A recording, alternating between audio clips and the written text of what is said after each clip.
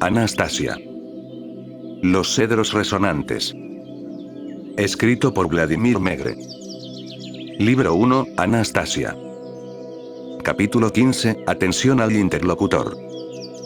Le pregunté a Anastasia, quien le había enseñado a hablar y conversar, si casi no recordaba a su padre y a su madre, y adicionalmente, solo en raras ocasiones, su abuelo y su bisabuelo hablaban con ella. Sus respuestas me impactaron de sobremanera, y requieren la interpretación de especialistas, así que intentaré reproducirlas lo más detalladamente posible. Poco a poco he ido asimilando su significado. Anastasia respondió a mi primera pregunta con una pregunta propia. ¿Te refieres a la capacidad de hablar en diferentes idiomas? ¿Cómo es que diferente? ¿Qué? ¿Puedes hablar más de un idioma? Sí. Respondió. ¿Incluyendo alemán, francés, inglés, español, japonés y chino? Sí. Repitió, y luego añadió. ¿Lo estás viendo? Estoy hablando contigo en tu idioma. ¿Te refieres al ruso? Bueno, eso es demasiado general. Hablo, o al menos intento hablar, usando palabras y frases que tú mismo usas al hablar. Al principio fue un poco difícil para mí, ya que tu vocabulario no es muy amplio, y te repites bastante. Tampoco tienes mucha expresión de sentimientos. Ese no es el tipo de lenguaje, que se presta fácilmente a decir con precisión, todo lo que uno quiere decir. Espera, Anastasia, ahora te preguntaré algo en un idioma extranjero y tú me respondes. La saludé en inglés y luego en francés. Ella me respondió enseguida. Lamentablemente, yo mismo no domino algún idioma extranjero. En la escuela estudié alemán, pero con notas bastante bajas. Recordé una frase entera en alemán, que mis compañeros y yo aprendimos de memoria. Se la recité a Anastasia. La frase en alemán decía lo siguiente: te amo, y dame tu mano. Ella extendió su mano hacia mí, y me respondió en alemán. Te doy mi mano. Sorprendido por lo que había oído, y aún sin dar crédito a lo escuchado, pregunté. Entonces, ¿a cualquiera se le puede enseñar cualquier idioma? Intuitivamente sentí que debía haber una explicación sencilla para este fenómeno extraordinario, y tenía que entenderlo bien, para poder compartirlo con los demás. Anastasia, quizás podrías explicarlo en mi idioma, e intentar hacerlo con ejemplos, para que lo entienda, pregunté con cierta emoción. Bueno, solo tranquilízate y déjate llevar, o no lo entenderás. Pero primero déjame enseñarte a escribir en ruso. Pero si yo ya sé escribir. Háblame de la enseñanza de idiomas extranjeros. No me refiero solo a la escritura a mano, te enseñaré a ser un escritor. Un escritor con mucho talento. Escribirás un libro. Eso es imposible. Vaya que es posible, y es muy sencillo. Anastasia tomó una varita, y trazó en el suelo todo el alfabeto ruso, incluyendo los signos de puntuación, y me preguntó cuántas letras tenía. 33, respondí. Ese es el número que corresponde al total de letras del alfabeto ruso. Como puedes ver, es una cantidad muy pequeña de letras. ¿Puedes llamar libro a lo que he trazado? No, respondí. Es solo un alfabeto común y corriente, nada más. Letras comunes y corrientes. Sin embargo, ¿todos los libros en ruso están compuestos por estas letras comunes y corrientes? Observó Anastasia. ¿No estás de acuerdo? ¿Acaso no ves lo simple que es? Sí, pero en los libros, están ordenadas de forma diferente. Correcto, todos los libros consisten en una multitud de combinaciones de estas letras. La gente las ordena en las páginas de forma automática, guiada por sus sentimientos. Y de esto se deduce, que los libros no se originan en una combinación de letras y sonidos, sino en sentimientos delineados por la imaginación. A quien lo lee, le surgen más o menos, los mismos sentimientos, y se le quedan en la memoria por mucho tiempo. ¿Puedes recordar alguna imagen o situación de los libros que has leído? Sí puedo, respondí, después de pensarlo un momento. Por alguna razón, recordé la novela que lleva por título El héroe de nuestro tiempo, escrita por Lermontov, un poeta y escritor ruso del siglo XIX, y comencé a contarle la historia a Anastasia. Ella me interrumpió. Ya ves, puedes representar a los personajes de este libro, y decirme lo que sintieron, aunque haya pasado mucho tiempo desde que lo leíste. Pero si te pidiera que me dijeras, la secuencia en la que estaban dispuestas las 33 letras del alfabeto ruso en ese libro, en qué combinaciones estaban? ¿Podrías hacerlo? No. Eso sería imposible.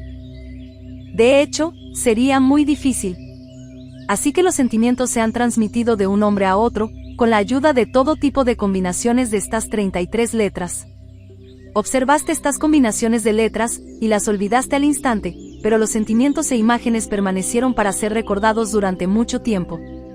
Resulta que, si las emociones se asocian directamente con estos signos colocados en papel, sin pensar en convencionalismo alguno, el alma hará que estos signos se organicen y se combinen de tal forma, que el que lo lea posteriormente, sentirá el alma de aquel que lo escribió. Y si en el alma del escritor... Espera, Anastasia. Habla de forma más sencilla, más clara, más específica, muéstrame con algún ejemplo, cómo se enseñan los idiomas. Podrás convertirme en escritor más adelante. Dime primero, ¿quién te enseñó a entender diferentes idiomas y cómo? Mi bisabuelo. Respondió Anastasia. Dame un ejemplo, pregunté, ansioso por entenderlo todo rápidamente. De acuerdo, pero no te preocupes. Aún así, encontraré la manera de ayudarte a entender, y si es tan importante para ti, intentaré enseñarte también todos los idiomas. Es sencillo, después de todo. Para nosotros esto es increíble, Anastasia. Así que intenta explicarlo. Y dime, ¿cuánto tiempo te llevará a enseñarme? Ella se quedó pensando un momento, mirándome, y después dijo: Tu memoria no es muy buena que digamos, y además están tus problemas domésticos. Vas a necesitar mucho tiempo. ¿Cuánto tiempo? Estaba impaciente por una respuesta. Para la comprensión cotidiana de frases como hola, buenos días, y hasta luego, diría que tardarás al menos 4 meses, quizás 6. Respondió. Suficiente, Anastasia. Cuéntame cómo te enseñaba tu bisabuelo. Él jugaba conmigo. ¿Cómo jugaba? Vamos, cuéntamelo. Entonces tranquilízate, relájate un poco. No puedo entender por qué estás tan impaciente. Y luego prosiguió, bajando un poco la voz. Mi bisabuelo jugaba conmigo, como si se tratara de una broma. Siempre que venía solo, sin mi abuelo, se acercaba, hacía una reverencia, y me tendía la mano, y yo le ofrecía la mía. Primero me estrechaba la mano, luego se arrodillaba, me la besaba, y decía, hola, Anastasia. Una vez vino, hizo todo como siempre, sus ojos me miraban con la ternura de siempre, pero sus labios decían una especie de abracadabra. Lo miré sorprendida, y dijo algo más, de igual forma, ininteligible. No pude aguantar más, y pregunté: Abuelo, ¿se te ha olvidado lo que se debe decir? Sí, lo he olvidado. Respondió mi bisabuelo. Entonces se alejó unos pasos de mí, se detuvo a pensar en algo, y volvió a acercarse a mí, me extendió la mano y yo le extendí la mía. Se arrodilló, y me besó la mano. Su mirada era dulce, sus labios se movían, pero no emitía ningún sonido. Incluso tenía un poco de miedo. Entonces decidí que un recordatorio podría ayudar. Hola, Anastasia. Le dije. Correcto. Confirmó el bisabuelo con una sonrisa. En ese momento, me di cuenta de que se trataba de un juego. Después de eso, él y yo jugábamos a menudo juntos. Al principio era bastante simple, pero luego el juego se volvió más complejo y fascinante. Es un juego que comienza a los 3 años, y continúa hasta los 11, cuando uno se somete a una especie de prueba. Esto implica mirar con atención a la persona con la que se habla, y ser capaz de entender lo que dice, sin importar en qué idioma lo exprese. Este tipo de diálogo es muy superior al habla, es más rápido, y transmite mucha más información. Ustedes lo llaman transferencia de pensamientos a distancia. Lo puedes llegar a considerar como algo extraordinario, como un fenómeno de la esfera de lo fantástico, pero es simplemente una actitud atenta hacia el interlocutor, basada en una imaginación desarrollada y una buena memoria. Implica no solo un método más eficiente de intercambio de información, sino también conocer el alma de una persona, junto con el mundo animal y el vegetal, y lo que constituye la creación en su conjunto. Anastasia, dije, ¿qué tienen que ver las plantas que crecen en un huerto con todo esto? ¿Qué importancia tienen ellas aquí? ¿A qué te refieres con qué tienen que ver? Al mismo tiempo que el niño conoce el mundo de las plantas, como parte del funcionamiento del universo, también entra en contacto con sus planetas. Con su ayuda, y la de sus padres, rápidamente, muy rápidamente, llega a conocer la verdad, y se desarrolla intensamente en los campos de la psicología, la filosofía, y las ciencias naturales, tus disciplinas. Pero si el juego continúa, y se usa como ejemplo algún objeto manufacturado del mundo artificial, el niño se perderá. No recibirá ayuda alguna de los poderes de la naturaleza, ni del universo. Ya he señalado, Anastasia, que en última instancia, un niño así podría convertirse en un agrónomo. Ahora bien, ¿de dónde vendrían sus conocimientos en las otras áreas? Pero Anastasia sostenía que un ser humano, criado de esta manera, mostraría aptitud para aprender rápidamente cualquiera de nuestras disciplinas académicas. Anastasia. Los cedros resonantes. Escrito por Vladimir Megre. Libro 1, Anastasia. Capítulo 16, Platillos voladores. Nada extraordinario. Procedí a pedirle a Anastasia que me mostrara un ejemplo de sus conocimientos sobre algún tema técnico. ¿Quieres que te explique cómo funcionan las máquinas de tu mundo? Bueno, podrías hablar acerca de algo que nuestros científicos más prominentes apenas están rozando los límites. ¿Por qué no haces un gran descubrimiento científico? Eso es lo que he estado haciendo por ti todo el tiempo que llevas aquí. Bueno, no lo hagas solo por mí, hazlo por el mundo de la ciencia, un descubrimiento que ellos estarían dispuestos a reconocer. Adelante, haz un descubrimiento verificable en algún campo técnico, como las naves espaciales, el átomo, el combustible para automóviles, ya que dices que todo es tan simple. En comparación con lo que te acabo de mostrar, esos campos que mencionas, son algo así como, por usar un término de tu idioma, la edad de piedra. Entonces, perfecto. Si según tú, eso es primitivo, más comprensible será. Puedes demostrar que tienes razón, y demostrar que tu inteligencia es superior a la mía. Dime, por ejemplo, ¿qué opinas de nuestros aviones y naves espaciales? ¿Son máquinas casi perfectas? No. Son máquinas completamente primitivas, solo sirven para demostrar lo primitivo que es el camino tecnocrático del desarrollo.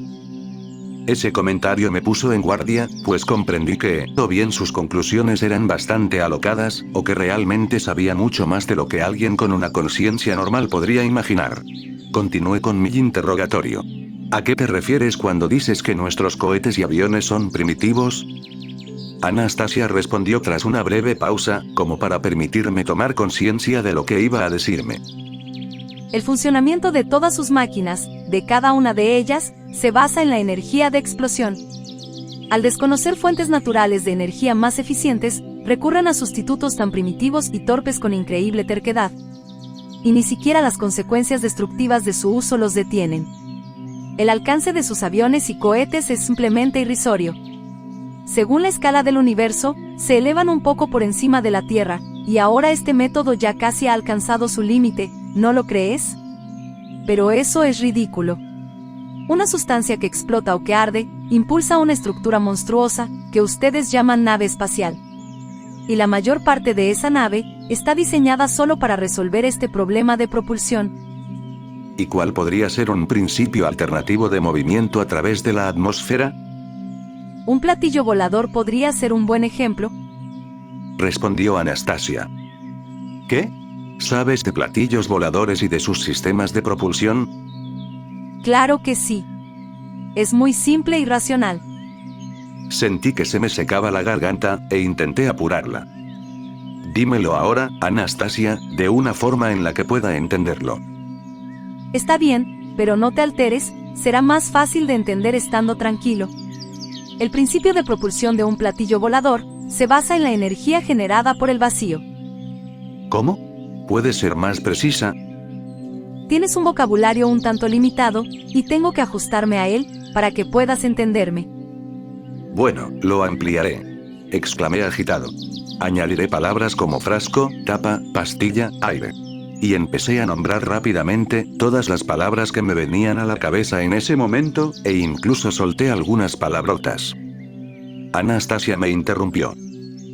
No te molestes, ya sé todas las palabras con las que puedes expresarte, pero también hay otras, y además, hay un método completamente diferente para transmitir información, con la ayuda del cual podría explicártelo todo en un minuto. Pero tal como están las cosas ahora, vamos a necesitar entre 1 y 2 horas. Es mucho tiempo, y tenía muchas ganas de hablarte de algo más, algo mucho más significativo. No, Anastasia. Háblame de los platillos voladores y sus métodos de propulsión, háblame de los portadores de energía. Hasta que no lo entienda, no escucharé nada más. De acuerdo. Asintió, y luego continuó. Una explosión ocurre cuando una sustancia sólida se transforma rápidamente, bajo una influencia definible, en gas, o cuando en el curso de una reacción, dos sustancias gaseosas se transforman en algo aún más ligero. Todo el mundo, por supuesto, puede entender esto. Sí, respondí. Si la pólvora se enciende, se convierte en humo, y el combustible líquido se convierte en gas. Sí, más o menos. Pero si tú, o tu gente, tuvieran pensamientos más puros, y en consecuencia, un conocimiento del funcionamiento de la naturaleza, hace tiempo que se habrían dado cuenta de que, si existe una sustancia capaz de expandirse instantáneamente, y mediante una explosión, transformarse a otro estado, el proceso opuesto, también debería ser cierto. En la naturaleza existen microorganismos vivos, que transforman sustancias gaseosas en sólidas. De hecho, todas las plantas lo hacen, solo que a distintas velocidades, y con distintos grados de firmeza y solidez de la sustancia resultante. Mira a tu alrededor, y verás que las plantas absorben líquidos de la tierra, y respiran aire, para luego procesarlo, dando como resultado un cuerpo duro y sólido. Como la madera, por ejemplo, o algo aún más duro y sólido, como una cáscara de nuez, o una semilla de ciruela. Un microorganismo más pequeño de lo que el ojo puede ver, hace esto a una velocidad fantástica, alimentándose, al parecer, solo de aire. Son estos mismos tipos de microorganismos los que impulsan los platillos voladores. Son como las microcélulas del cerebro, solo que su funcionamiento tiene un enfoque muy limitado. Su única función es la propulsión. Pero cumplen esta función a la perfección, y pueden acelerar un platillo volador a una 19ª parte de la velocidad del pensamiento de un habitante moderno promedio de la Tierra. Estos microorganismos se encuentran en la superficie interna de la parte superior del platillo volador, entre sus paredes dobles, separadas por un valor aproximado de 3 centímetros. La superficie superior e inferior de las paredes exteriores son porosas, con microporos. Los microorganismos aspiran aire a través de estos microporos, creando así un vacío delante del platillo. Las corrientes de aire comienzan a solidificarse, incluso antes de entrar en contacto con el platillo, y al atravesar los microorganismos, se transforman en diminutas esferas. Estas esferas se agrandan aún más, hasta alcanzar un valor aproximado de medio centímetro de diámetro. Pierden su firmeza y se deslizan entre las paredes hasta la parte inferior del platillo, donde se descomponen de nuevo en una sustancia gaseosa. Incluso se pueden comer, si se hace esto antes de que se descompongan. ¿Y las paredes del platillo volador, de qué están hechas? Se cultivan, crecen en cultivos. ¿Cómo es eso? ¿Y por qué te sorprendes? Piénsalo un poco y lo entenderás. Mucha gente cultiva en diferentes tipos de recipientes un hongo que hace que el agua en la que se coloca cobre un agradable sabor, un poco ácido. Esta seta adopta la forma del recipiente en el que se encuentra. Por cierto, esta seta es muy parecida al platillo volador, e incluso crea una doble pared a su alrededor también. Este hongo, famoso por sus propiedades medicinales, se conoce como kombucha. Si se añade otro microorganismo al agua, se produce una coagulación, un endurecimiento, pero este supuesto microorganismo puede producirse, o mejor dicho, puede generarse, mediante la fuerza de la voluntad, o del cerebro, como un concepto, o como una imagen vívida. ¿Puedes hacer esto? Pregunté. Sí, pero no sería suficiente solo con mis esfuerzos. Se requiere la acción de varias docenas de personas con la misma capacidad, y en total, tomaría alrededor de un año. ¿Y se puede encontrar en nuestra tierra todo lo necesario para fabricar o cultivar, como tú dices, un platillo volador así, y sus microorganismos? Por supuesto que sí. La Tierra tiene todo lo que tiene el universo. Pero, ¿cómo se introducen los microorganismos dentro de las paredes del platillo, si son tan pequeños que ni siquiera se pueden ver? Una vez cultivada la pared superior, esta, por sí misma, los atraerá y los recolectará en grandes cantidades, igual que las abejas se sienten atraídas por las celdas. Sin embargo, este proceso también requiere la voluntad colectiva de varias docenas de personas. En cualquier caso, ¿de qué sirve seguir explicando, si no se puede cultivar por falta de personas con la voluntad, la inteligencia y los conocimientos adecuados? ¿Y no hay alguna manera en que puedas ayudar? Sí, claro que podría ayudar. Excelente, procede a hacerlo. Ya lo he hecho. ¿Qué has hecho? Seguía perplejo. Te dije cómo se debe criar a los niños. Y puedo decirte más acerca de ello. Es importante que se lo cuentes a los demás. Muchos lo entenderán, y sus hijos, criados de esta manera, tendrán la inteligencia, el conocimiento y la voluntad que les permitirán construir no solo un platillo volador primitivo, sino cosas sensiblemente más grandes. Anastasia, ¿cómo sabes tanto de platillos voladores? ¿Eso también proviene de tu comunicación con las plantas? Han aterrizado aquí, y yo, bueno, ayudé a los ocupantes a reparar su nave. ¿Qué? Pero dime, ¿son ellos mucho más inteligentes que nosotros? Para nada. Les queda un largo camino por recorrer para alcanzar el nivel del ser humano. Nos tienen miedo, les da miedo acercarse a la gente, aunque son muy curiosos. Al principio me tenían miedo. Me apuntaban con sus paralizadores mentales. Se esforzaban en mostrarse amenazadores. Trataban de asustarme, de sorprenderme. Fue todo un reto calmarlos y convencerlos de que solo los trataría con cariño. ¿Y cómo es que no son más inteligentes cuando hacen algo que el ser humano todavía no puede? ¿Qué hay de sorprendente en ello? Las abejas también construyen estructuras increíbles con materiales naturales, incluyendo sistemas completos de ventilación y calefacción. Pero eso no significa que sean superiores al ser humano en inteligencia. En el universo, no hay nada ni nadie más fuerte que el hombre, excepto Dios. Anastasia. Los cedros resonantes. Escrito por Vladimir Megre. Libro 1, Anastasia. Capítulo 17, El cerebro, una supercomputadora. La posibilidad de construir un platillo volador me interesó de sobremanera. Si se examina el principio de propulsión, solo como una hipótesis, sigue siendo nuevo. Sin embargo, un platillo volador es una máquina compleja, y no es una prioridad para nosotros, los terrícolas. Por eso quería escuchar algo comprensible de inmediato. Quería algo que no requiriera investigación académica, sino que pudiera ponerse en práctica de inmediato, en nuestra vida diaria, y beneficiar a todos. Empecé a pedirle a Anastasia que encontrara una solución a una pregunta que nuestra sociedad se enfrentaba hoy. Ella accedió, pero preguntó: ¿podrías al menos plantearla en términos más específicos? ¿Cómo puedo resolver algo si no sé qué tienes en mente? Empecé a pensar. ¿Cuál era el principal problema al que nos enfrentábamos hoy? Y me vino a la mente un problema con las siguientes condiciones. ¿Sabes, Anastasia? Nuestras principales ciudades, ahora mismo se enfrentan a un problema muy grave, la contaminación ambiental. El aire en estas ciudades es tan malo, que cuesta respirar.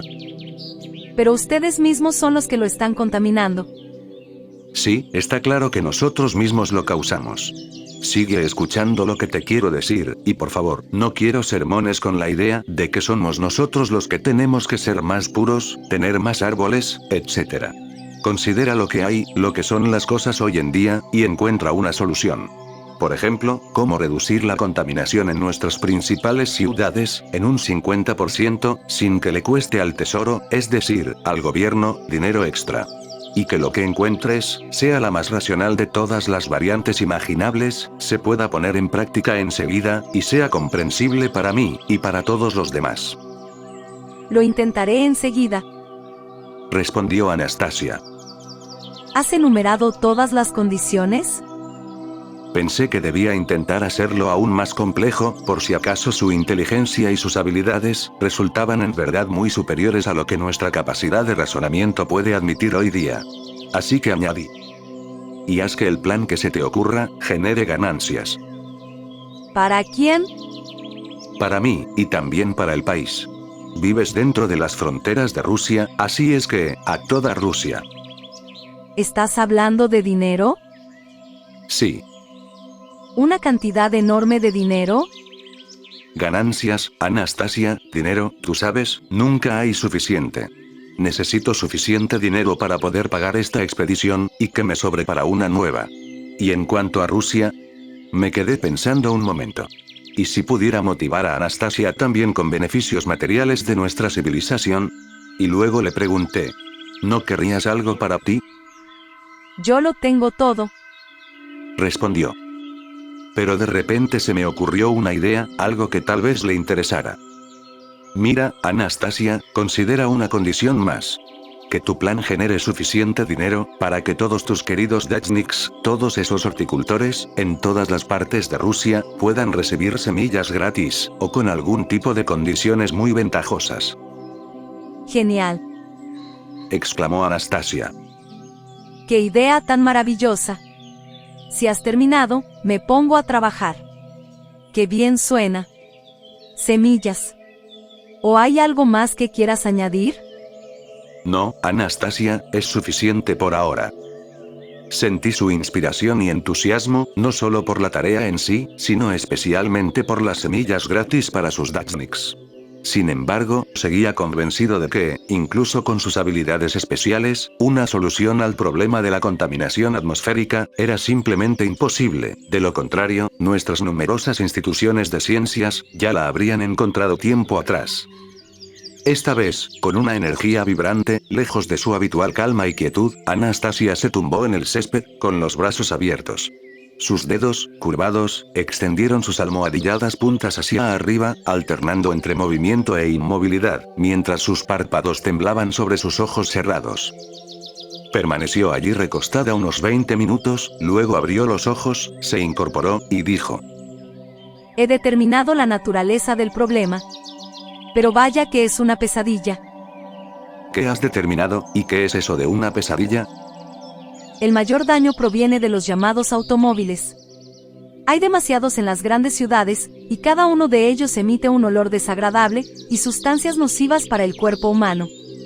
Lo más aterrador, es que estas sustancias se mezclan con partículas de tierra o polvo, impregnándolo. El movimiento de los automóviles levanta el polvo impregnado, y la gente respira esta horrible porquería. Se dispersa por el aire, y luego se deposita en la hierba y en los árboles, cubriéndolo todo a su alrededor. Esto es muy malo. Es muy perjudicial para la salud, tanto de las personas, como de las plantas. Claro que es malo, todo el mundo lo sabe, pero nadie puede hacer algo al respecto. Tenemos máquinas de limpieza en las calles, pero estas no solucionan gran cosa. Entonces, Anastasia, no has descubierto algo nuevo. No has encontrado una solución original para la purificación del aire. Lo único que hice hace un momento, fue determinar la fuente del peligro. Ahora lo pensaré más, y lo analizaré. Necesito concentrarme un buen rato, quizá hasta una hora, ya que nunca antes me he enfrentado a un problema como este. Para que no te aburras, ve a dar un paseo por el bosque. Sigue con tus pensamientos. Yo encontraré algo que hacer. Y Anastasia se encerró en sí misma. Al regresar, una hora después, tras un paseo por el bosque, la encontré, según me pareció, algo descontenta, y le dije: Verás, Anastasia, ni siquiera tu cerebro es capaz de hacer algo con esto. Pero no te aflijas, hay muchas instituciones científicas trabajando en este asunto, y también, al igual que tú, solo constatan el hecho de que hay contaminación. Todavía no han podido hacer algo al respecto. Me respondió con un tono de disculpa. Creo que he repasado todas las posibles variantes, pero no veo ninguna manera de reducir rápidamente la contaminación en un 50%. Enseguida me puse alerta, después de todo, había encontrado una solución. Entonces, ¿qué tipo de solución se te ocurrió? Pregunté. Suspiró. No tanto. Conseguí entre un 35 y un 40%. ¿Cómo dices? Exclamé sin poder evitarlo. Un resultado bastante malo, ¿cierto? Preguntó Anastasia. Se me hizo un nudo en la garganta, alcancé a darme cuenta de que ella era incapaz de mentir, de exagerar, o de restar importancia a lo que decía. Intentando contener mi entusiasmo, le dije: Cambiemos los términos del proyecto, digamos, un 38%. Ahora, cuenta rápidamente lo que has conseguido. Es necesario que todos los automóviles sean equipados, no solo para dispersar este polvo asqueroso, sino también para recogerlo. ¿Y cómo podemos hacer eso? Vamos, cuéntamelo rápidamente. Esas cosas que sobresalen delante de los automóviles, ¿cómo se llaman? Parachoques, le comenté. Muy bien, parachoques. Dentro, o debajo de ellos, se debe fijar una cajita, con pequeños agujeros hacia adelante. También debe tener agujeros en la parte trasera para que el aire pueda escapar. Mientras los automóviles están en movimiento, el aire cargado con este polvo nocivo entrará por los agujeros delanteros, se purificará, y luego escapará por los agujeros traseros, y ese aire ya estará un 20% menos contaminado. ¿Y qué pasa con el porcentaje restante? ¿Cómo se llega a reducir la contaminación hasta en un 38%? En la actualidad, nada de este polvo se elimina, pero con este método, habrá mucho menos en el aire, puesto que va a ir quitándose cada día, y por todas partes. He calculado que, en un mes, con la ayuda de estas cajitas, si se instalan en todos los automóviles, la cantidad de polvo contaminante se reducirá en un 40%. Más allá de eso, no habrá reducción, ya que intervienen otros factores. ¿De qué tamaño deben ser las cajas, y qué deberían contener? ¿Cuántos agujeros son necesarios y qué distancia debe haber entre ellos? Vladimir, ¿también vas a querer que las instale yo misma a cada uno de los automóviles? Por primera vez, percibí que Anastasia tenía sentido del humor, y me eché a reír al pensar en ella fijando sus cajitas a todos los coches. Ella también se echó a reír, regocijándose con mi jovialidad, y empezó a girar y girar, en su claro del bosque.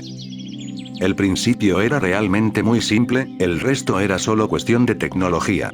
Ya sin la ayuda de Anastasia, empezaba a imaginar cómo sería todo, edictos de los alcaldes, control de la inspección de vehículos, cambio de filtros viejos por nuevos en las gasolineras, un sistema de vales, etc. Una regulación rutinaria, como los cinturones de seguridad. En aquel entonces, bastaba solo un plumazo, y listo. Cinturones de seguridad en todos los coches familiares. Y aquí también, un plumazo, y de nuevo, listo. Aire más limpio. Y habría una dura competencia entre empresarios, por los pedidos de suministro de las cajas, mucho trabajo para las plantas de fabricación, y lo más importante, por supuesto, aire más limpio. Espera, dije, girándome de nuevo hacia Anastasia, que seguía dando vueltas en la hierba en un baile bullicioso. ¿Qué deben contener esas cajitas? En esas cajitas, en esas cajotas, se te ocurrirá algo. Es muy sencillo, respondió sin dejar de girar. ¿Y de dónde va a salir el dinero para mí, y para suministrar semillas a los Dachniks? Pregunté de nuevo. Se detuvo. ¿Cómo que de dónde? Me has pedido que la idea fuera la más racional de todas, y eso es exactamente lo que he ideado, la solución más racional posible.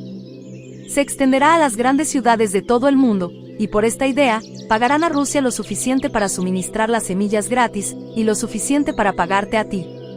Solo que recibirás tu pago bajo ciertas condiciones. No presté atención de inmediato a su comentario sobre las ciertas condiciones, sino que empecé a centrarme en otra cosa. Entonces, ¿deberíamos patentarlo? Si no, ¿quién pagaría por voluntad propia? ¿Por qué no pagarían? Pagarán, e incluso puedo fijar las tarifas ahora mismo.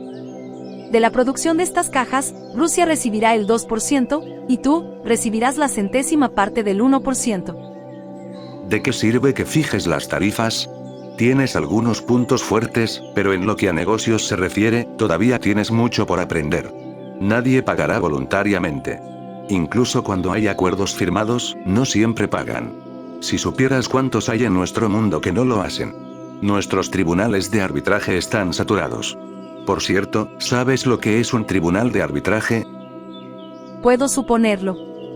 Pero en este caso, pagarán fielmente. Quien no pague se arruinará. Solo la gente honesta prosperará. ¿Qué los llevará a la quiebra? No me digas que te dedicarás a arruinar a los que no paguen. Vaya ideas las que se te ocurren. ¿Qué es lo que imaginas ahora? Solo piénsalo. Ellos mismos, o mejor dicho, las circunstancias mismas, se apoderarán de cualquier tramposo, y los arruinarán. Y en ese momento, se me ocurrió una idea.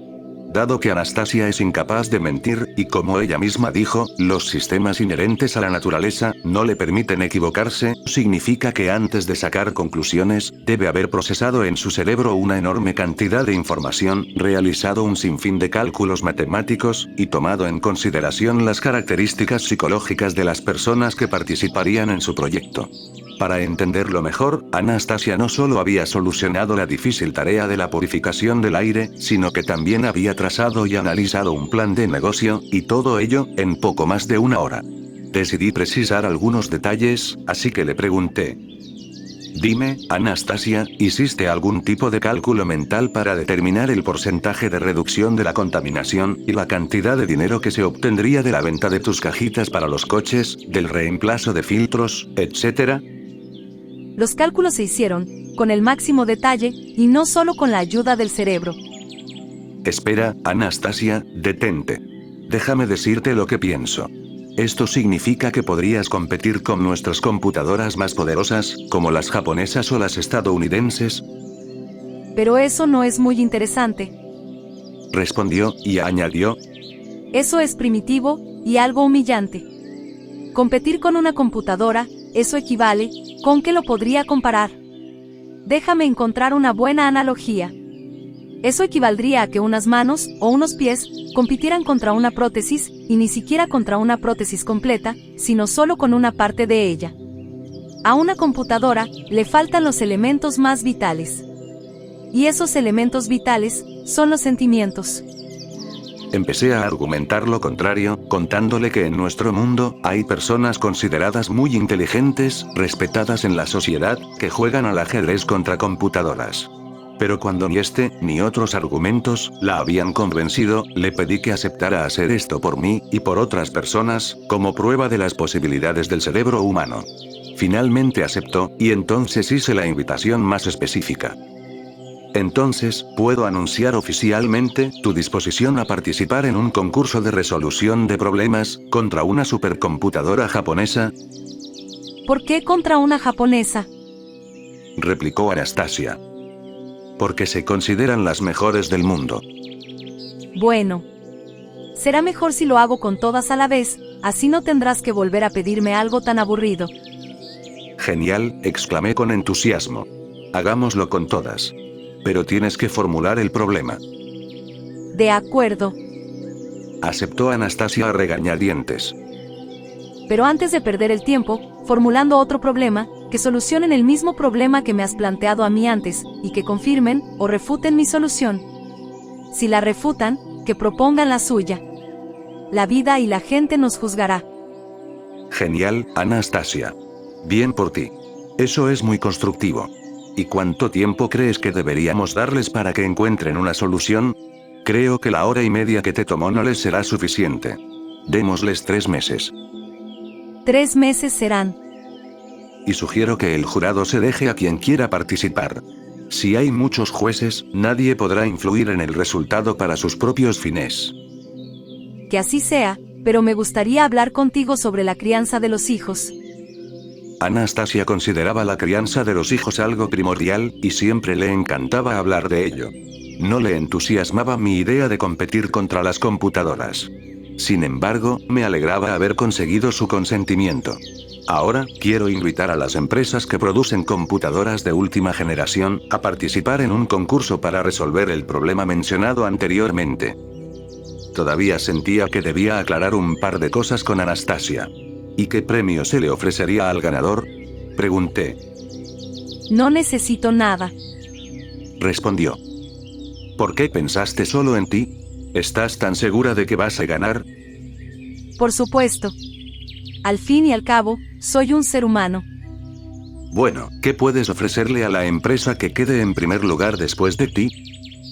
Bueno, podría darles algunos consejos para que puedan perfeccionar su computadora primitiva.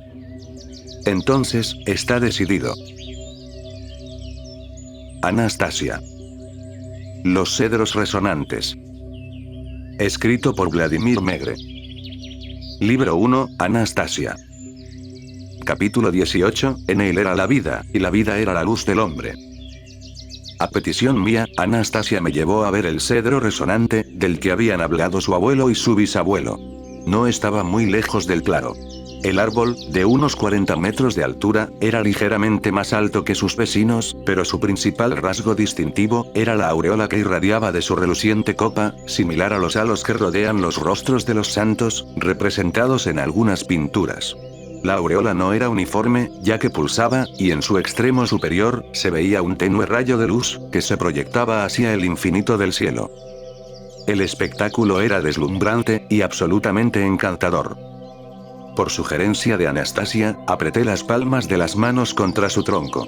Podía oír una resonancia o un zumbido, comparable al que se oye bajo una línea de alta tensión, solo que más agudo. Fui yo, quien casualmente encontré la manera de enviar su energía de vuelta al espacio, y luego distribuirla aquí en la Tierra. Me dijo Anastasia. ¿Ves cómo tiene la corteza arrancada en varios lugares? Ahí es donde la osa trepaba. Fue todo un reto conseguir que me llevara hasta las primeras ramas. Me aferré al pelaje de su cuello, y durante todo este tramo, ella trepaba, y luego rugía, para luego seguir trepando y rugiendo. Tras alcanzar las ramas más bajas, pude llegar hasta la parte más alta del árbol, trepando de rama en rama. Me quedé ahí sentada 2 días, pensando en todo lo que se podría hacer para salvar el árbol. Lo acaricié, y grité al cielo, pero nada ayudó. Entonces, llegaron el abuelo y el bisabuelo. ¿Puedes imaginarte la escena? Ahí estaban abajo, reprendiéndome, y exigiendo que bajara. Yo, por otro lado, les exigí que me dijeran lo que se podía hacer con el árbol. Debería haber una forma de salvar el cedro resonante, ya que nadie lo estaba talando. No dijeron nada. Pero presentí que sabían la respuesta. Mi abuelo, como era un viejo embaucador, intentó hacerme bajar, prometiendo ayudarme a conectar con cierta mujer, a la que no había podido contactar por mi cuenta. Esta era una mujer a la que deseaba mucho ayudar. Antes, a mi abuelo solo le molestaba mi deseo de dedicarle tanto tiempo, en lugar de dedicarme a hacer otras cosas. Pero sabía que no podía ayudarme, ya que mi bisabuelo lo había intentado 2 veces, a espaldas de mi abuelo, y también fracasó. En ese momento, mi abuelo empezó a armar un escándalo. Agarró una rama, corrió alrededor del cedro, y golpeó el aire con ella, gritando que yo era la más descerebrada de la familia, que estaba actuando de forma totalmente ilógica, que me negaba a aceptar buenos consejos, y que me daría una buena paliza. Y de nuevo golpeó el aire con la rama. ¿Es posible que se le haya ocurrido algo así? Esa sí que fue una amenaza descomunal, hasta el bisabuelo se echó a reír. Yo también solté una carcajada. Al hacerlo, sin querer, rompí una rama en la copa, y de ella empezó a emanar un resplandor. Y oí la voz del bisabuelo, seria, ordenando y suplicando a la vez. No toques nada más, pequeña. Baja con mucho cuidado. Ya has hecho suficiente. Obedecí, y bajé. El bisabuelo me abrazó en silencio. Temblando, señaló el árbol, en el que cada vez más ramas empezaban a brillar. Entonces, se formó un rayo que apuntaba hacia arriba. Ahora, el cedro resonante no ardería. A través de su pequeño rayo, daría todo lo que había ahorrado durante los últimos 500 años, a la gente y a la tierra. El bisabuelo explicó que el rayito se había formado, justamente, en ese sitio donde yo había estado gritando hacia arriba, y había quebrado, sin querer, la ramita cuando me estaba riendo. También me dijo, que si hubiera tocado el rayo que emanaba de la rama rota, mi cerebro habría estallado, pues había demasiada energía, y demasiada información, en ese pequeño rayo. Así fue exactamente como habían perecido mi papá y mi mamá. Anastasia puso las manos sobre el imponente tronco del cedro resonante que había salvado, y apretó la mejilla contra él. Tras una breve pausa, continuó su relato. Ellos, mi papá y mi mamá, una vez se encontraron con un cedro resonante igual a este. Solo que mamá lo había estado haciendo todo un poco diferente, pues no sabía los riesgos a los que se enfrentaba. Ella trepó a un árbol vecino del cedro resonante, desde donde pudo alcanzar y coger una de las ramas inferiores del resonante, rompiéndola sin querer y exponiéndose, sin darse cuenta, al rayo que brotó de la rama rota. La rama estaba apuntando hacia abajo, y el rayo se hundió en la tierra. Eso es muy malo, muy dañino, cuando tanta energía cae en la tierra. Cuando papá llegó, vio este rayo, y vio a mi mamá, que había quedado colgando, con una mano firmemente aferrada todavía a la rama del cedro vecino, mientras en la otra mano, sostenía la rama quebrada del cedro resonante. Papá, sin duda, comprendió al instante todo lo que había sucedido. Trepó por el cedro resonante, hasta la parte más alta. El abuelo y el bisabuelo lo vieron romper las ramas superiores, pero no brillaban, mientras que las inferiores comenzaron a brillar cada vez más. El bisabuelo dijo que papá se dio cuenta de que no pasaría mucho tiempo antes de que ya nunca pudiera bajar. El rayo que irradiaba hacia arriba, con su brillo pulsante, no apareció. Por el contrario, cada vez más y más rayos delgados brillaban hacia abajo. Un rayo ascendente apareció, cuando papá rompió una rama grande que apuntaba hacia arriba. Y aunque no brillaba, la dobló y la apuntó hacia sí mismo. Cuando la rama se encendió, papá logró separar las manos, la rama se enderezó, y el rayo de luz se dirigió hacia el cielo, y entonces se formó la aureola pulsante. El bisabuelo decía que, en el último momento de su vida, el cerebro de papá fue capaz de absorber una enorme cantidad de energía y de información, y que de una manera increíble, logró despejar su mente de toda la información acumulada previamente, y así ganó el tiempo necesario para separar las manos y dirigir la rama hacia arriba, justo antes de que su cerebro estallara. Anastasia, una vez más, acarició el cedro con sus manos, pegó a él su mejilla, y se quedó quieta, sonriendo, y escuchando la resonancia del árbol.